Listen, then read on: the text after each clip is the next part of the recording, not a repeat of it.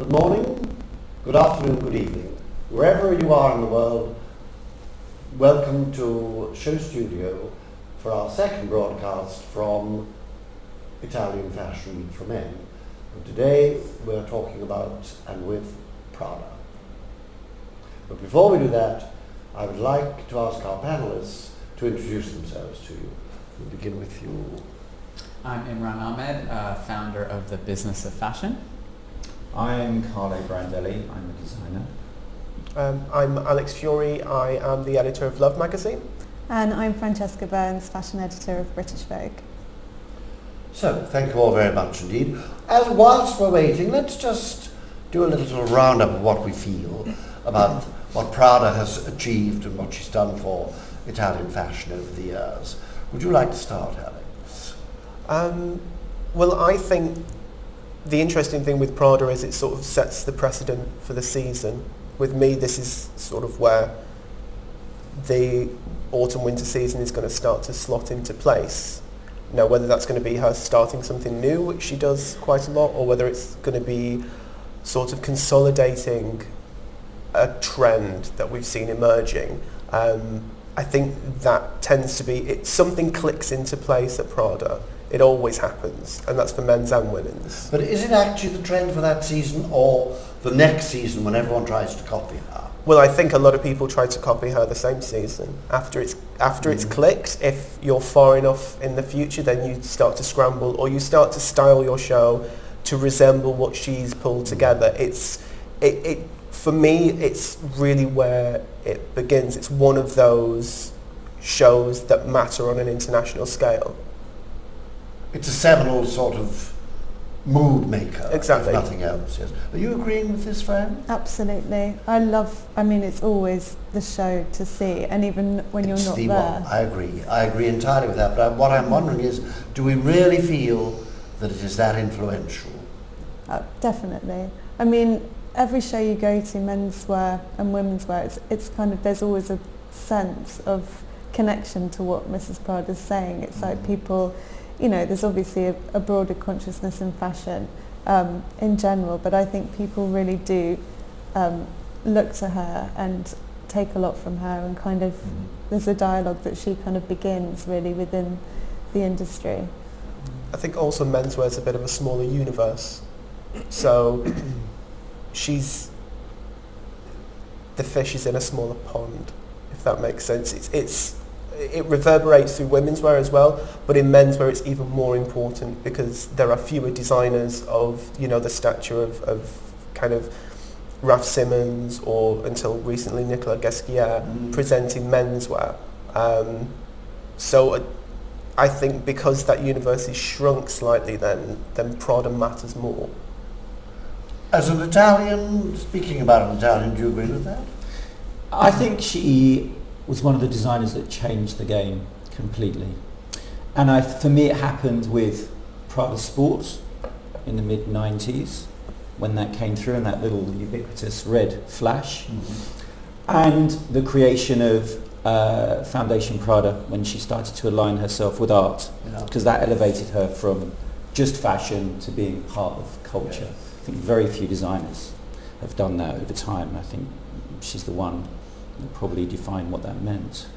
Why do you think she put so much money into art and not necessarily into helping young designers, as many people do around the world? They spend money helping the young designers. I've seen her art collection, I'm sure you have as well. Yeah. And it's exceedingly interesting and radical and exciting, but I just wonder Why she took that path? why she took that path. Yeah. Well, it's a big business, and I think they're very savvy, and she's, of course, married to her business partner. Very his savvy business man partner. indeed. And again, it just goes back to that idea of perhaps she was thinking when designers get to a certain level, they feel that maybe fashion is not enough for them, or they want further scope, or they want more perspective. And that's maybe why they drift into art. I mean, it happens a lot. Yes, it happens too much in my opinion. I mean, do you think, for example, Imran, that there is a sort of slight feeling of inferiority if you are a fashion designer and you want to be up with the intellectual big boys, so you invest in art, you invest in theatre, or whatever. I wonder if there's a sort of cultural cringe here, because so many of them do feel that they need something more permanent to be remembered by.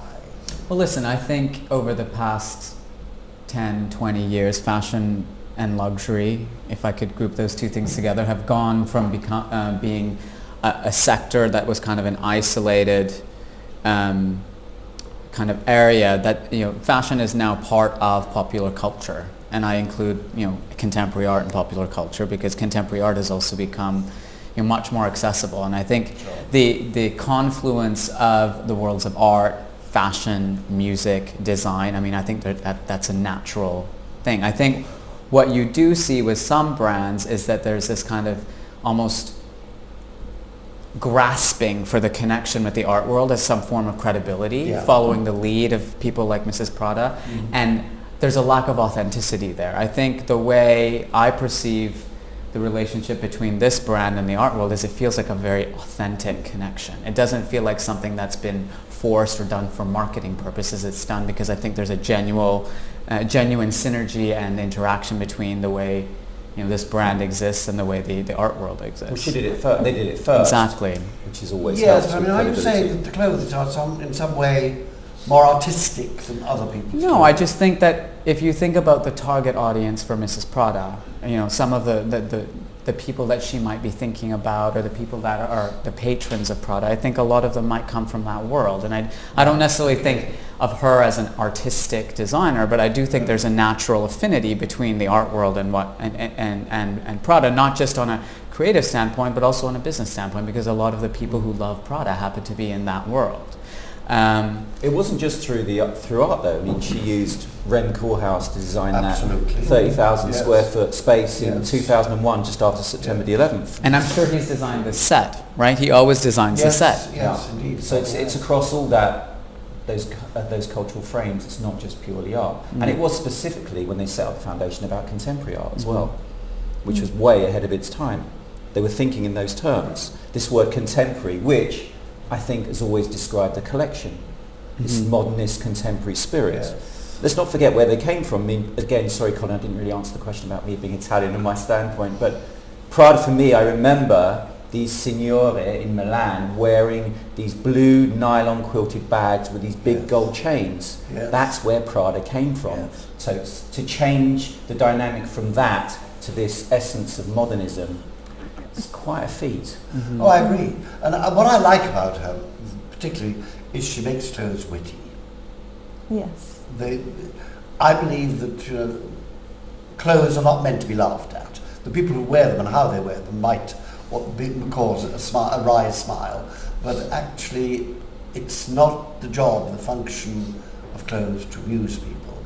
But she gets away with it. She does amuse people, don't you think? Yes, absolutely.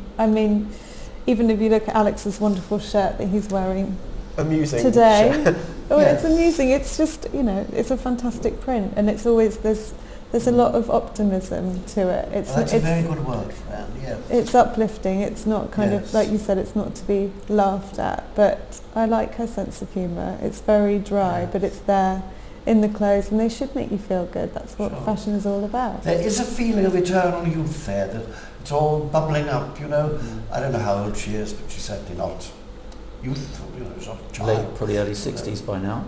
I would have thought. Probably, Late 50s, yes. early 60s. Yes. But I wonder what we feel about the question of taste, which she subverts all the time and turns the traditional Italian good taste, impeccable taste that the Italians always had, into something much kitscher and, well, really kitsch, yes. Do we feel that there's a place for kitsch in fashion, high fashion?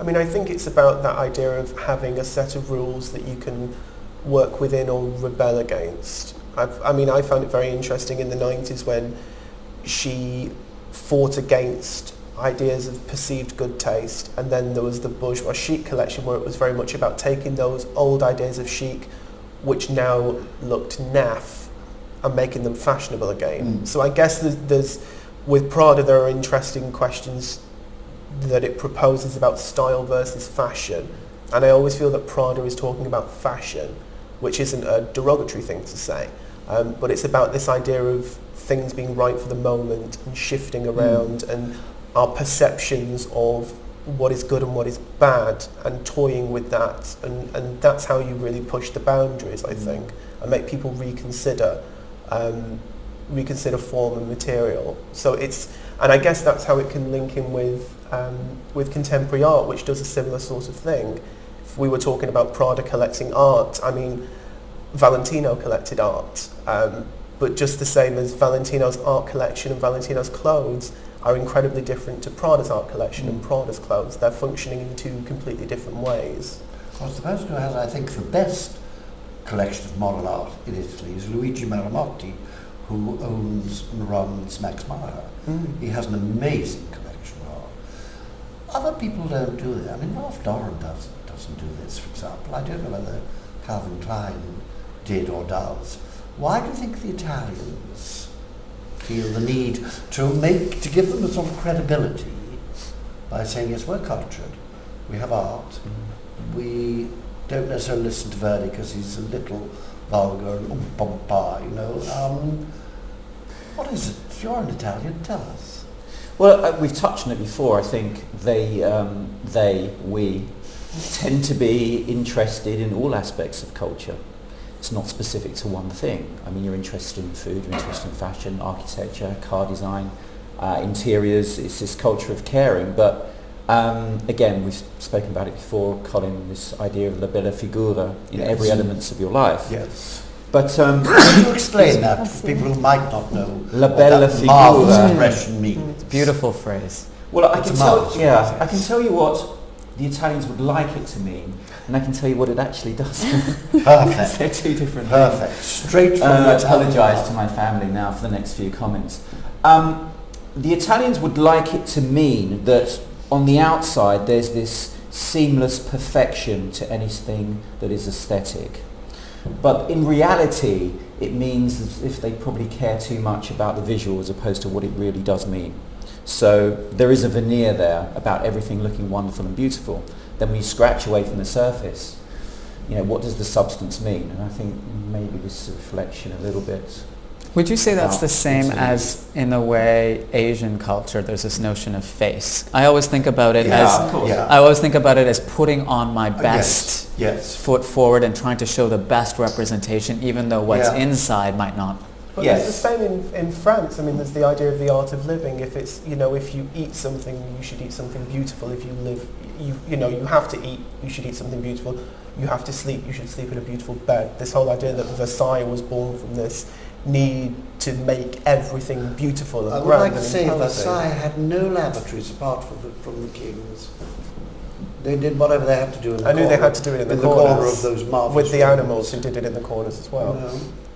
So, you know, I think it's showing off. That's what I think it is, really.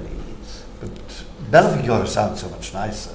But I think that what it is showing off. And Well, no, there's care behind it, Colin. There's a It's just, it can be perceived as being more grandiose because people probably don't understand the nature of what it is. Yeah. Let me qualify that a little bit more. In every town in Italy, you will find the perfect menswear store in every single town. Even a tiny one. I Even a agree. small one, okay. Yes, I so agree. fundamentally, intrinsically, everybody cares about how they dress. Is that just to do with ego, or is it to do with caring? Or is it to do with culture, right? Because Well, we're I talking think about the cultural sort of Yeah. background. and I think that's, you know, when you think about fashion in Italy, perhaps more than any other country, I mean, fashion is literally flows in the blood of the people. I mean, it's a really big part of culture, right? So Yes. I guess when I think of La Bella Figura, I also think about that tradition in the evening where Italians will go for a walk. Passeggiata. La passeggiata. Yes. And it's that's also for me part of the same thing, whereas, you know, people are showing their best foot forward. It's part of that tradition. And of course they're showing off. When I first went to live in Rome, I was amazed at how all the little children were dressed up as Marie Antoinette or Henry VIII or whatever it was, and all running around and everyone was saying, oh, che carina, and taking their photographs.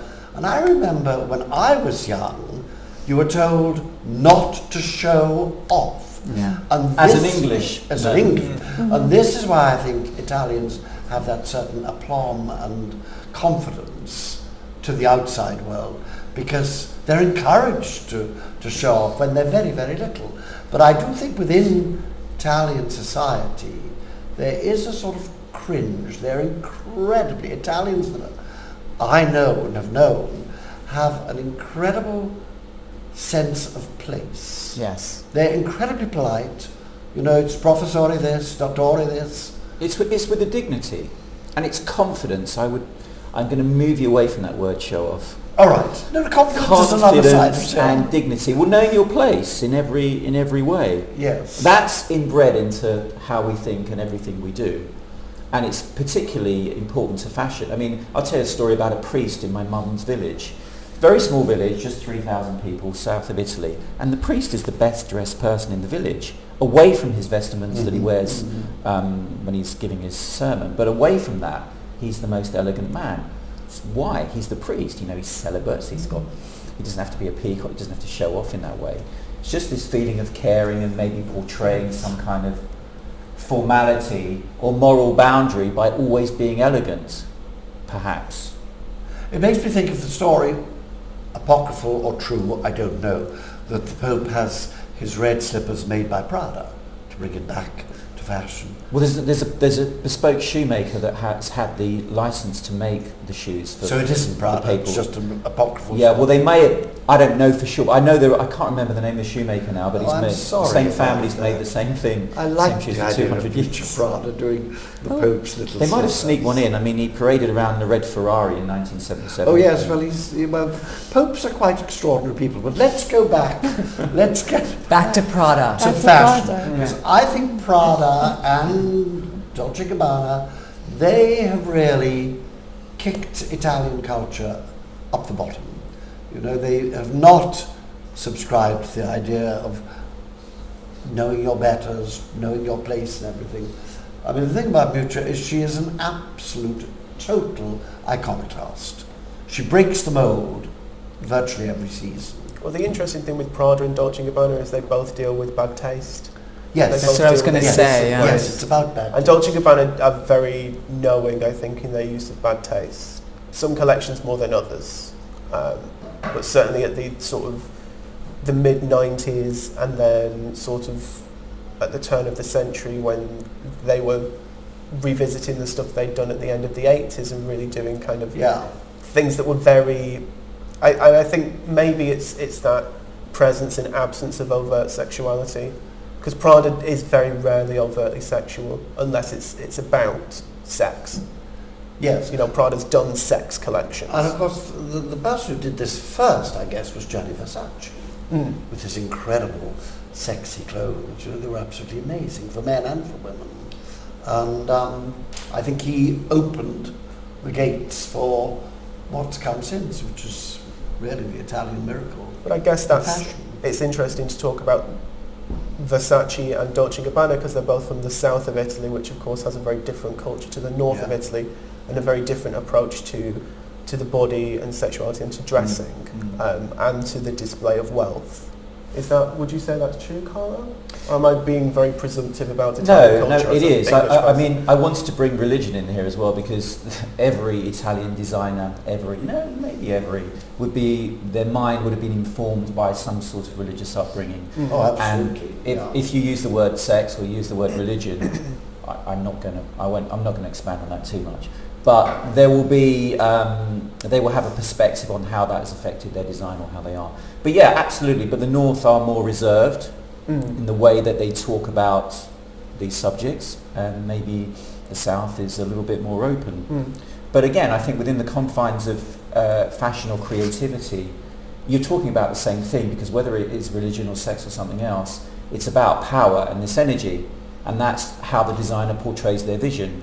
They want to influence in some way what they were doing or their outlook on what they're thinking about. Especially if you're a deep thinker, as obviously Prada is, as you said earlier.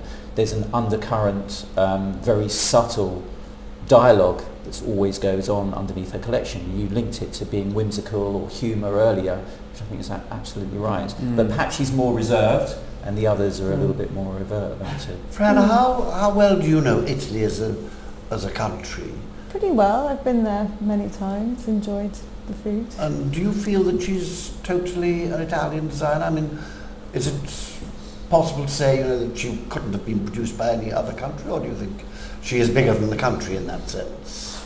I don't think it could have come from anywhere else. I think she's completely Italian in that sense, because, I mean, designers from where, you know, everyone has their cultural identity, and everything we've discussed is so much embedded in every collection that we see from Mrs. Prada. It's like a constant evolution of ideas. It's a very impulsive, confident feeling that she puts across in her collections, but it can be traced back to an Italian foundation. Yeah.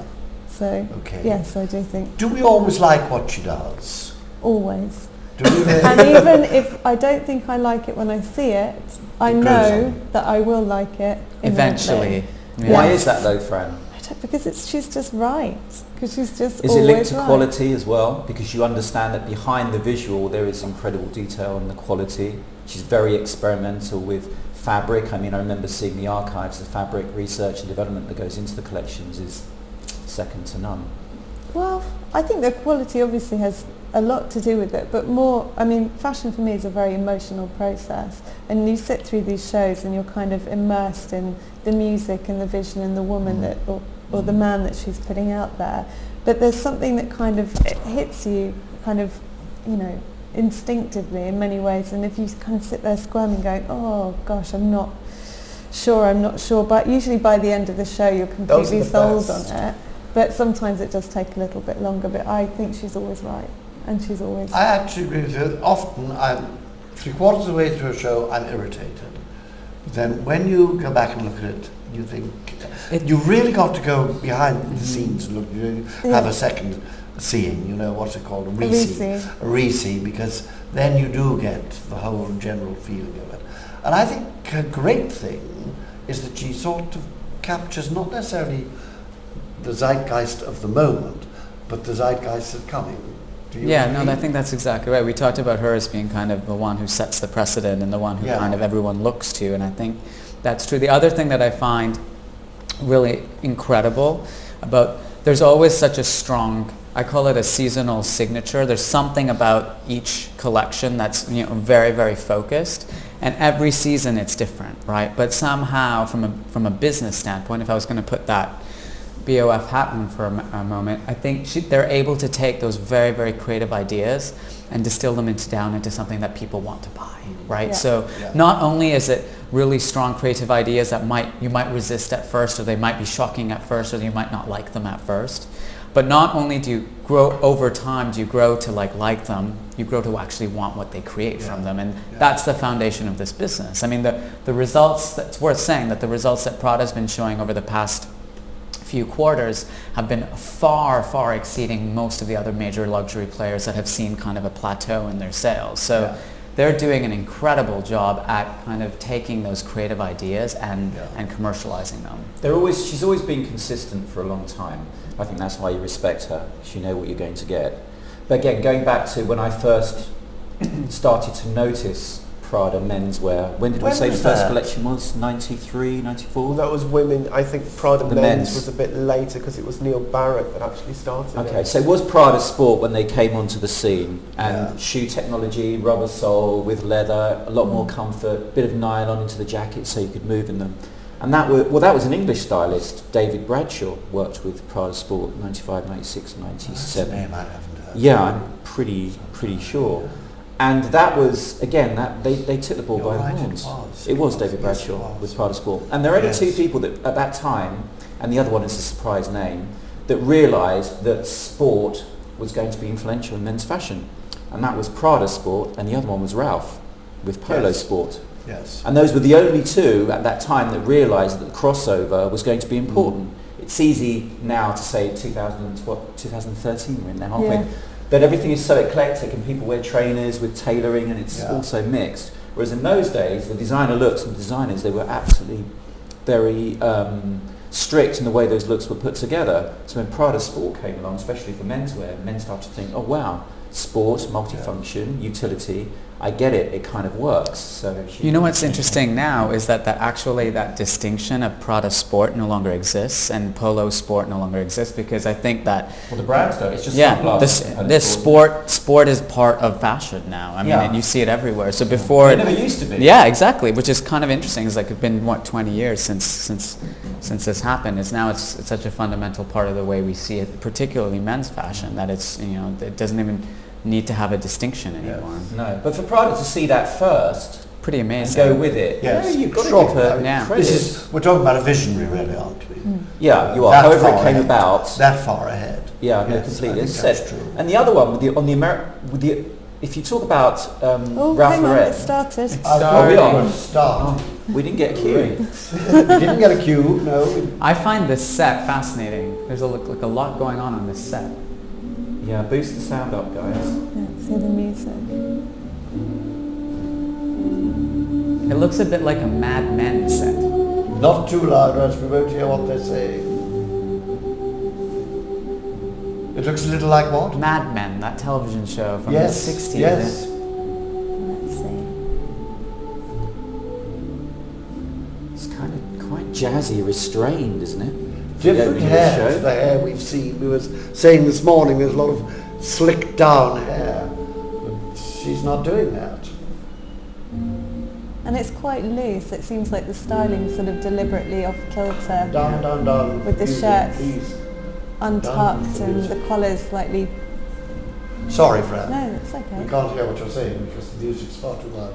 Okay, say it again. I'm I sorry. said it seems very relaxed. It's almost like the styling's deliberately untucked shirts. The collars don't seem to be tucked in properly. No. But that, it'll all be very deliberate. It won't just It's sort look. of, So yeah. it's just slightly asymmetrical at the top. Are we liking the suit with the velvet collar? No. Not so No. sure. I'm not sure It's very about that. geeky. It's that geek chic. Yeah, 90s. There's no sense. I don't understand the sense in that. I mean, this eclectic mixing of. I mean, Etro have been doing that for God knows how many God seasons. knows how many. Yeah. Why suddenly reference that as part of this? The styling with one collar is kind of funny, right? Yeah, they're trying a bit Kill hard. the Yeah. music. And look at Nice that, and is that shiny. leather? Is it ostrich? What is the set telling us? Well, I think they're trying to make a comment on, as Fran pointed out, being very relaxed, and it's obviously maybe part of an apartment or a man's Sort of, apartment yeah, or something of this yeah. nature. This is a total concept. There's Isn't a bit it of everyone's textile there. dream of what an American penthouse would be for a single guy? Would you think or not? Americana through there. I don't know. Maybe is that a mustard carpet or yellow bit of carpet there? It's that ubiquitous orange again, isn't it? Yeah, I But mean, it's a nice orange. It's a subtle one. it doesn't look very Italian. It does look more Americana and apartment. Yes. 60s, no? Yeah. Even looking back, yes. And the colours are a bit 60s as Yeah, well. I mean, again, super wide that coat, big boxy shape. Damn, nothing's gonna fit me. No. But I always find it interesting when Prada references a decade like the 60s or the 70s, because she's done that before in the 90s. And I'm always interested as to whether she's actually referencing that decade or referencing the sort of Chinese whispers. She did it for Autumn Winter 2010, which was 70s, but it was 70s via Prada's 90s version of the 70s. And which I always think is very interesting when she references herself, like she did for Last Autumn Winter in the women's wear with the 70s wallpaper prints. So this kind of feels like it's referencing that moment in the kind of 1996 Prada, which links in with Pulp and with Blur and Oasis. That whole kind of 60s via 90s. Yes, but I mean, she's not unique in self-reference. No. They all do it to a degree. But I think the interesting thing with Prada is that what she did then was so epoch-defining. It's almost like to reference the 90s is to reference Prada. Well, yes, that could be so. Do we like this? Yes. Yes. I'm liking it. Yeah, I'm liking it. Yeah, there's elements of it that, like you said earlier, Carlo, like it's a bit some of the styling's a bit trying too hard, but I'm liking it. I can just, when you've been around for long enough, you can just see where the youth cults are being rehashed and re-referenced. Yes. I mean, I've got mohair there, I've got skinhead culture, mod culture, and this is the third time that I'm seeing these looks now, in even my short career. And I just wonder how many more times will these it be things recycled? can be reinterpreted. Yeah. You know, again, that wide shoe, slightly skinhead, the mohair colours, the burgundy, that particular blue, these are all shades of a palette that reference a particular type of youth culture. And as Alex said, that had already been re-referenced once in 95, 96, because I was doing it with Squire, quite frankly. So, you know, it's come around again. Too soon, do you think? Yeah, I think... Are you saying that she should be moving on? Well, I think for me, Prada fundamentally, and if we try and talk about the essence of Prada over a longer period, 20 or 30 seasons, it is about modernist values and maybe taking fabric technology to its furthest progression. Whereas now I'm seeing more references to youth culture or cults that we've already seen and a reinterpretation of those. Yeah, why not go a little bit further? As Imran said earlier, what's the styling with the one collar in, one collar out all about? I mean, actually, what is it about? Do you want to discuss it? Alex, would you like to comment on the one collar in, one collar out? Is that a student slightly dishevelled, not very interested in how he gets dressed? The hair slightly dishevelled? Or purposely dishevelled, which might be what it is, right? Bohemia, can we use the word bohemian in the context of what she's doing? Bohemian. No, it's very deliberate, isn't it? It's very contrived. One collar in, one collar out. So what does it mean? It actually reminds me of Jack Kerouac on The Road. It's that American beat thing. Beatnik. Beatnik. Possibly. In what way? I don't see that at all. Elaborate, young Alex. I think aesthetically it's very similar. It feels American rather than European to me. I don't even feel that. No, I don't think... No, I don't think that at all. No, I'm agreeing, What do you think? with Alex. It is more Americana for sure. I see that. I just think about her man, even over the last year. Like this time last year, we were watching that fantastic collection with all the actors, and the clothing almost felt theatrical. And now here we are, 1 year later, 12 months later, and we're in a completely different place. Like the evolution of her man is kind of, it's come to something much younger, but also there's a lot of information here that we've seen, fabrics that we've seen her do. There's checks in the beginning. Looked very similar to me to the ones from the golf collection, spring, summer. The shoes seem to be a staple for her because, you know, they're doing really well. They started with the creepers, I think, 2 years ago, and she's just evolved them. And here we see them again. They're obviously something that she's not, what I like about her is, we talked about self-referencing, but she's not afraid to hang on to something if it works or if it still feels right. Yes. And I think that goes for, you know, be it a shoe shape, a fabrication, the shape of a coat. It's just the way it's put together is completely different. So I think that coat is very much more English reference than anything in America. Yeah, it's a cover coat. It's a cover coat or Crombie, whatever you want to call it. Yeah. But I think what Alex was saying, what I feel, the colour palette and the mood, the shorter jackets, and the 60s feeling, it's more Americana. I can't say that's Italian. I can't even say that's English. No, it is. I think it's much more English. If you take the whole context of what we're talking about here, it is more Americana than opposed to European. I mean, that mustard colour, you don't. No. I think it's too unfastened to be an English person, and an English man wouldn't not wear socks. Well, I mean, that's not what we're talking about. But an Italian won't wear socks, Alex. That's a styling device. What we're talking about is the actual clothes. I think you need to take it in the context of what it is. Who gave the Madman reference at the beginning of the critique? Which I think is way off. But what's out the window? It's hard to see what. There's a cityscape outside that window. Yeah, I'm trying to see where it is. It's urban. It's very urban, the cityscape. If you look behind, it's got big skyscrapers. It's Yeah, and the penthouse feel, and then suddenly the clothes are not penthouse, New York penthouse. No, but I see. Or Madman at all. I think it's very English. But then it so often is. There's a cat. I like the cat. I suspect that it's because she has a vast number of people in her studios who are in fact English. I think it's just, again, we spoke about this before with other designers, after producing so many collections over so many seasons, it's difficult to keep endlessly tweaking and refining and redefining looks. And essentially they are about 4 or 5 youth cult looks. That's all it's about ever. And you can see them all here. It's a bit beatnik, it's a bit mod, there's a skinhead thing coming through. It's a bit Americana, you know. Yes, how does this translate into a man of, say, 35, 36? What can he take from this? A real man or a fashion man? A real man. A real man. Because I think she sells to real men, not just fashionistas. I mean, I think there's a lot of great pieces in there that you would see, and particularly the jackets. The jackets are great. The shoes. Yeah. What else? The knitwear, the shirts, the coats, even the trousers. There was so we're saying virtually all of it. Yeah, absolutely. I mean, look at all the different trouser shapes. There's a slim fit, there's a loose fit, there's something slightly cropped.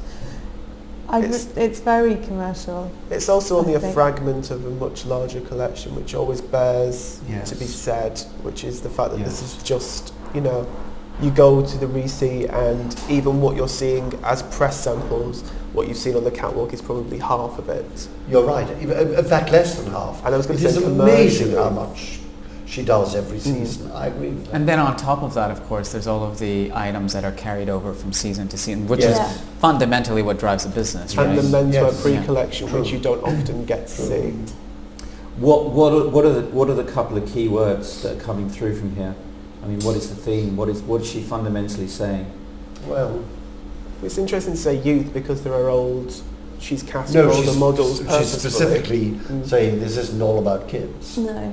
And also I think because everything that we've been seeing predominantly from menswear so far has been extremely strict and uptight, down to the grooming, to sort of the construction of the suiting and the tailoring, and this feels completely opposite to all of that. There's just a looseness to it, and perhaps the deliberate styling is just it kind feels of a like commentary it's on going to be the polar opposite of what Hedi Slimane shows for Saint Laurent, which will be like, you know. There's a certain feeling of an extempore sort of feeling. You know, you wonder if they were allowed to tweak the things for themselves before they actually came out. I would think almost certainly not. No. I don't think so.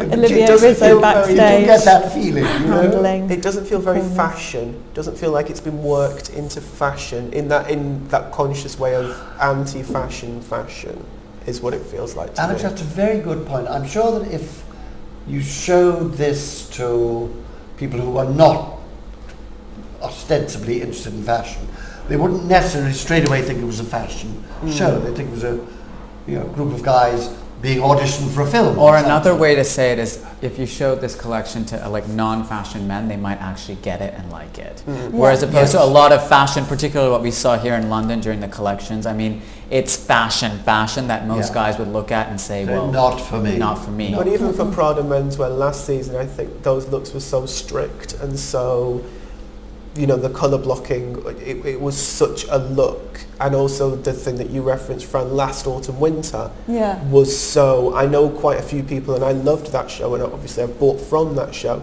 I know a lot of men who were just like, I can't wear this. It's not, you know, it's too much of a look, because it was quite a hardcore look, I think. What's happening But now? not in the it's a replay. It's just a replay. Oh, replay. Instant replay. We missed her lovely. She came out for a second. Yes, I love. She was wearing a cream trench. I missed her. Or a cabana. Away. I always loved the way she sort of missed away straight away. Oh. Well, Imran, sum it up. Not the most, you know how I was saying earlier, there's like a really strong point of view. I didn't get the sense, it felt like it was a little bit more diffused this time. Yeah. But I liked it. Carlo, what did you think? Some of you were, building it up as being the collection that the definitive collection that you like to look at, that sets up Milan and really says something. Yeah. I think she has said something, and that word is maybe relaxation or even nonchalance, which I think is fine. Nonchalance, I think, is the word. Good word. Yeah. It's very commercial. I didn't dislike it, and I think that's a good start for me.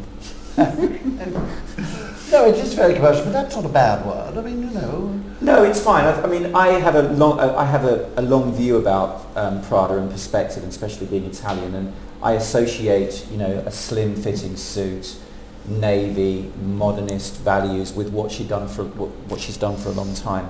And today, now that I tend to see a bit more colour and creeping through from what she does today, it's confused me a little bit. It's not as direction as I thought it would be. No, but a woman who's achieved as much as she has, we can cut her a little slack. Absolutely. Say, well, you know, it's not going to set the world on fire necessarily, but you know, it's still Miuccia Prada. No? Commercially nonchalant. I like the word nonchalant. Do you think it's going to set the world on fire? I'm very interested to hear what she says was the idea behind it. I think that's the intriguing thing at the moment. I'm also interested to see if those shirts were specially cut to extend the collar in that way, because there was a shirt that was worn alone which had an even hem and an uneven neckline. So I'm interested as in if she's reconfigured, from a very fashion geek point of view, if she's reconfigured the shirt to do that on purpose. Automatically dating the shirt that you're wearing right now. Yes. Well, just the idea of Throw away. it's already been automatically dated. Fran, what do you feel?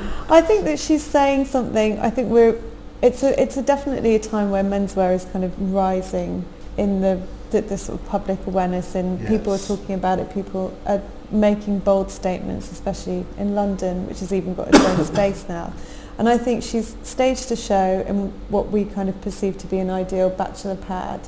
And she's come away from a gimmicky collection, and she's doing something that feels easy, sellable, with mass appeal. And I think that's probably her comment on menswear, and it was great. At this moment, just take it back to what guys are interested in wearing in clothes. It's clothes, it's not fashion. Yes, yes. I guess we've seen an American company, Calvin Klein, we've seen her. How do we look back over last week when we were seeing British menswear, London menswear? Fran, have you got any views on that? I bet you have. I do have views on. Well, how does it compare? Or yeah, where is, you know, there was a lot of, shall we say, self-congratulatory talk over London menswear. How do you think it shapes up with just these two we've seen today? Or just this one? Let's talk just about this one.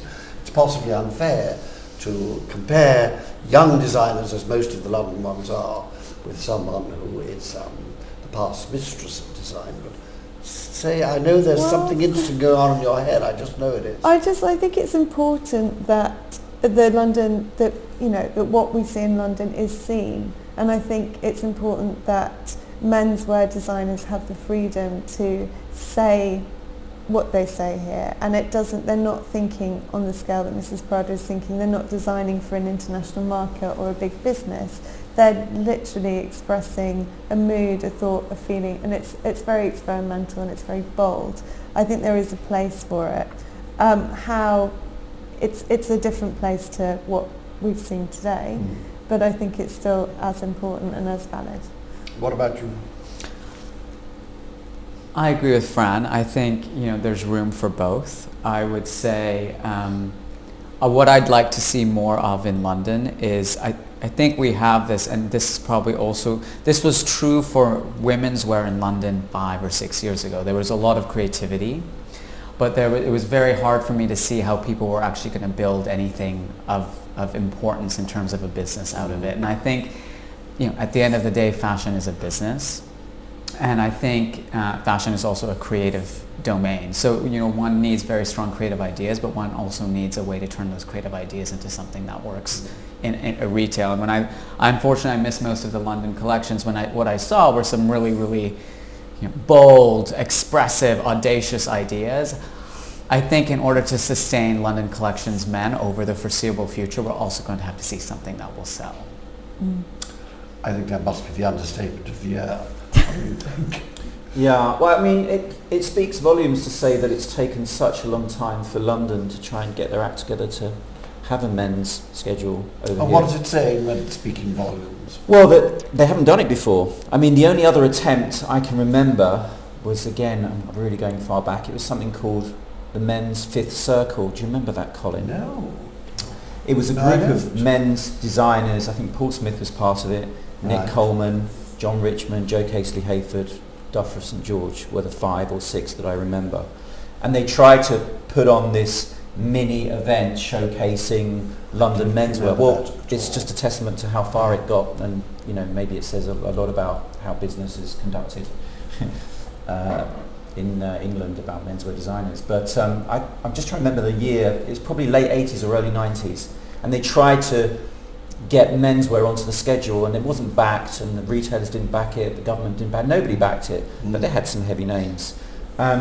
And the London collections, we're into the second time now, right? Aren't they? Started a year Yes. ago. Yeah, and they've tried to get it back onto the agenda. And I think Milan, Paris, been going for 20 years, 22 years. The menswear schedules, and London's just a year now. What you have to ask yourself, why? As you say, Imran, it is a business. Why can't London step up? Why doesn't it translate? Yes, it's interesting to see young fashion designers, but I didn't see many of the shows, but the ones that I did, who was the guy that did the wood on people's heads? Craig Green.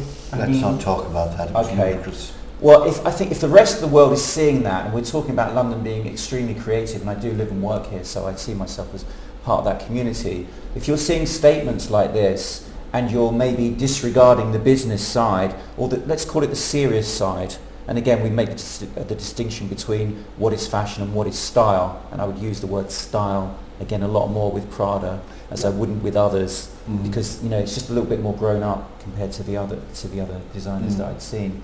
So for me, there is I'm a bit torn between what London should represent, how it should be on the schedule, and how the rest of the world sees it, because we're always almost a second cousin in terms of scale and being taken seriously.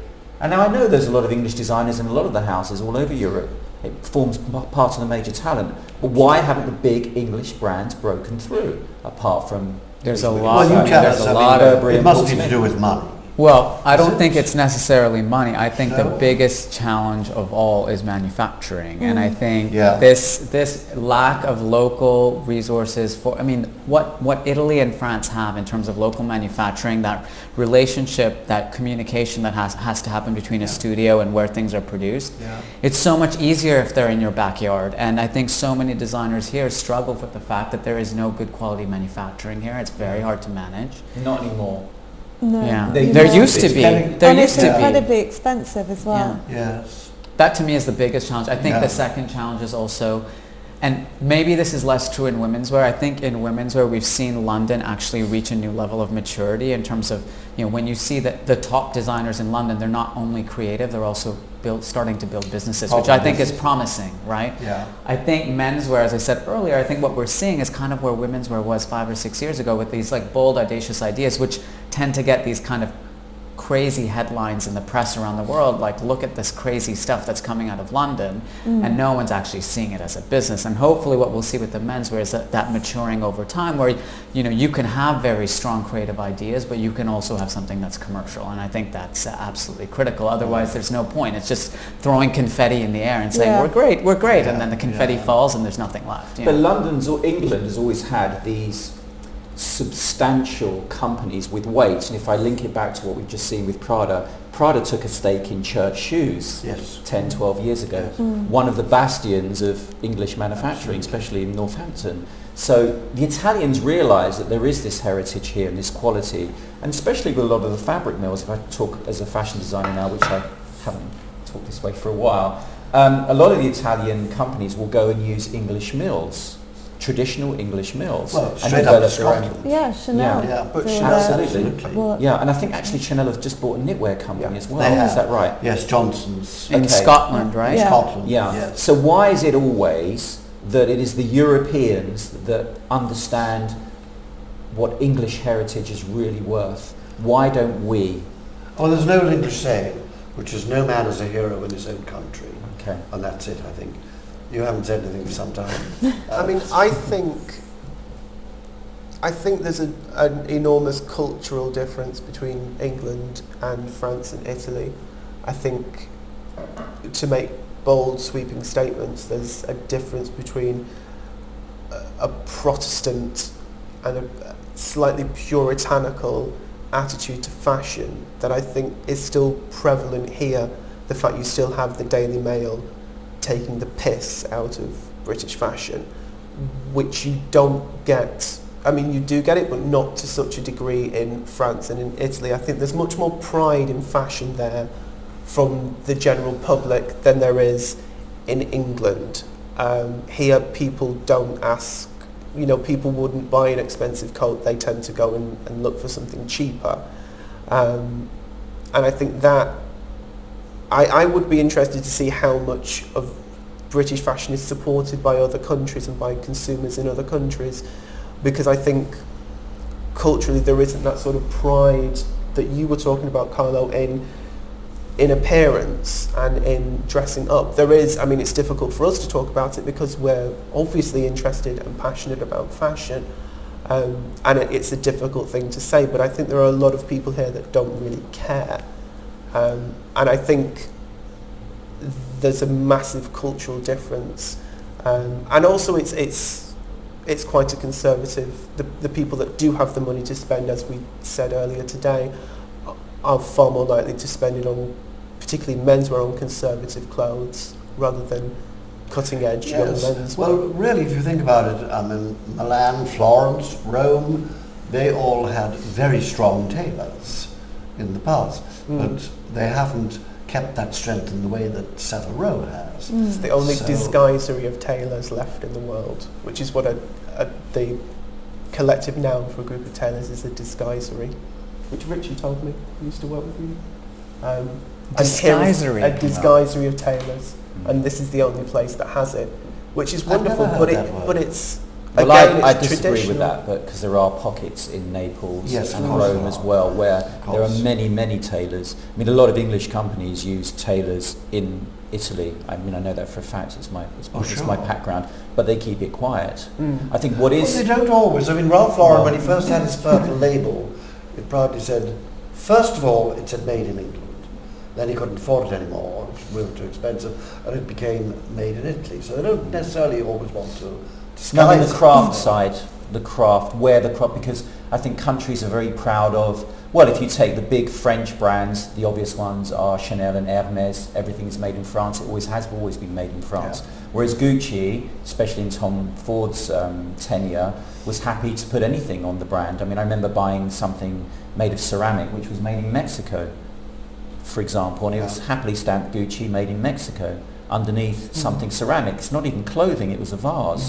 And Chanel and Hermes would never do that. No. Can we think a little bit more about what Alex said about the Protestant ethic, which is really not to be vain, not to show off, not to have vulgar show, unless you came from a certain class. That obviously is what, as we've already said about the Bella Figura in Italy, is diametrically opposed to what happens in Italy. France is a little nearer to, certainly northern France is a little nearer to the way we have been brought up, I think. Do you really think that makes any difference to how people design and how they dress? I think it makes a huge difference. Tell me more. I think the way that we're kind of conditioned in Britain, I think there is definitely a pride that people take in their appearance, that certainly when you kind of get to, it's about being immaculate, being well put together, but it's never about showing off. And I think, you know, as children, there's no one's kind of being encouraged to be the loudest and brightest. It's put your uniform on and go off to school and be the same as everyone else and don't stand up. We could spend hours talking about the evils of schooling. The very We evil. really Yes. could. Maybe this is what stunts the British fashion feeling right at the beginning. Or maybe that's touch. why when they're given the freedom to actually create things, they They create go- these, like, you know, some like the wood stuff on the guys walking down the runway, or the sibling, you know, the styling with the knitwear. I mean, Yeah. You mean, they maybe get excited once they get Well, freedom. they're screaming freedom. Exactly. Freedom. I think that's Exactly. what And it's happens. wonderful, Yeah. right? It's wonderful. I just think, you know, I hope that we can push that creativity forward and make it work. Just what, this is fancy, but just what do you think would be the outcome if, say, 5 of our more interesting young designers said, right, we're going to work and show and make and everything in Italy, in Milan or some part of Italy. I'll tell you what I think. What do you think would happen? I think they would be terribly uninspired, because I think part of what makes designers in London create what they create is London. Because London is one of the most exciting cities. I mean, it's the crossroads of the world. You know, everything is here. And notwithstanding all of the great things that we've said about Italy and Italian fashion and whatnot today, I also think at times it can feel provincial. And it I can, was just going to say, you know, it can feel a little bit disconnected from this global community that we live in. No, but hold on, Imran, hold on. There is a point I need to make very quickly. One of the reasons why, and it's a generic point about design and manufacturing, one of the reasons why Italy has been successful for such a long time at such a high level is that the left hand is the designer and the right hand is the manufacturer, and there is a respect for both always. It's not the case everywhere else in the world. In English, and speaking as a designer, English designers have a different attitude towards manufacturers. Well, they did. It has changed recently. And the rest of the world did too. Whereas in Italy, and I'm not just talking about fashion design, I'm talking about product design, car design, whatever you want to look at. The manufacturer and the designer, it's two hands and they're level always, and the respect is always there. And this hasn't been the fundamental thinking or philosophy of the rest of the world. And this is why Italy is always a little different, or maybe one step ahead. So if these 5 English designers then started to take that attitude and worked hand in hand with these manufacturers, they'd have better businesses. So they could produce finer things, they'd have more access to manufacturing, But but maybe that their way creativity anyway. would be diluted. The spirit would go. Yeah, because that, I mean, that's to me, that's what the essence is of our fashion community and fashion culture here in London. Is You that's would lose that. Because creativity. really, because if you go creativity. and see what young designers are doing in Italy, like name the young designers first Well, of for all, start, and then the young ones that are designers, actually there. Look at, I mean, it's just, it lacks the energy. So if I was given a choice, I would keep them here, but try to find some local manufacturing and this respect you're talking about. I agree. I think manufacturing is probably the biggest kind of problem that British designers face, because even if the aesthetic is there and there's so many brilliant ideas and so many talented people, and then you kind of come to handle it and it's always slightly disappointing, but the price point is still high. Yeah. So it's finding that balance, and maybe that's something that is more deep rooted, like we've talked about the cultural beginnings of everyone in the country. If it's not bred into you from the start, then it's not necessarily something you think about, and it might just be our terrible national attitude to get everything as cheap as we can wherever we can get it, not kind of thinking beyond that. But the knowledge of, again, this is important to say, the knowledge of designers, again, over a period of 15, 20 years, understanding how something is made and manufactured has not been in this country. It's not been the culture of this country for designers to understand how things are actually put together. We're very good at the creative side. You can sit on the beach and do this little design and say, I want to put this here and want to put that there. And if we talk about tailoring, they won't understand where the waist point is. They won't understand about proportion or balance, any of these things. They'll just say, no, we want to make it this long. We'd like to have this button in here. You can't do that. And people don't fundamentally understand how to make that things. starts in the schools, right? And Absolutely. if you go to the fashion schools in this country, it's about creativity. It was for a long time. You know, and it's still, I mean, the students I teach at St. Martin's, I mean, they're given very, very, very little technical training. I know. You know, very little. Yeah. And it, you know, it's a shame, frankly. But every country has its own model. Every country has its own strengths, and I think, you know, we can certainly be proud of what exists here. But in Italy, it holds back. You know, you made the point about who are the young fashion designers coming through in Italy. And in Italy, the Marangoni Institute, who teaches most Italian designers that come out of Italy, have been to that institute. They teach them to be so respectful towards manufacturers that they lose that creative edge. But also, the Italian young designer and young people in Italy, they're always rooted in this classic philosophy and thinking, so everything's more classic, and they think about historical context. Whereas I think young English creative people do it for now. It's now in the moment. That's why so many people. Alex, you say what you. I was going to say, I trying to guess. say. But I think building off that, it's that very interesting idea of, we could say that Italians learn to play by the rules and the English instinct is to rebel against them, which I think is quite true to say of the English approach to fashion. Is is that fashion is an establishment, and that establishment is there to be attacked, and that's how you create something that's new. Whereas I think you wouldn't attack Prada. That's a big establishment to try and take on. And I think in Italy there is that respect, but sometimes being a bit disrespectful can be what pushes it on to the next level. I think that's true. I think that too much awe is bad for creativity. Really, creativity, in my opinion, creativity always starts with discontent. You look at what's gone before and you think, I can do better. This is why we have the Impressionists, why we have Matisse, why we have Picasso, why we have Rothko or whoever. They've all thought, you know what, I can do better. It's different. Or I can do different. You know, I can be different. Or you always assume you're going to be better. Or naivety as well. Naivety, Yes. especially when I was a young designer. I knew some of the rules, I didn't know all the rules, but I wasn't afraid about what my peers would say about the work I was doing. So you're happy to be experimental. Yeah. So, I mean, it's slightly contradictory to what I had said earlier, but perhaps... Did you study in Italy or here? Well, I grew up with all my family have always been involved in luxury and fashion.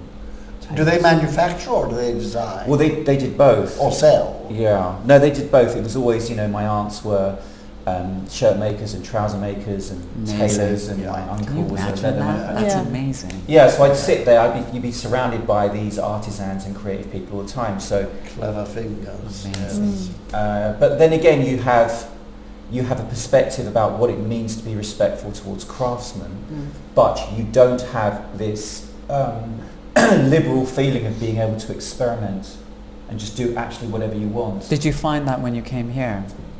That you felt more... I'm not sure. I don't know if I found it yet. Still looking, still waiting. I'm still searching.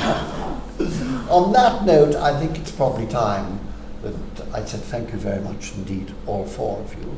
But let's just have a quick yes or no for what we've seen of Prada. Yes. Yeah, I think she's a game changer and she's still there. 100% yes. Yes. Great. Good. Well, thank you very, very much indeed. Thank you. Thank you, Colin.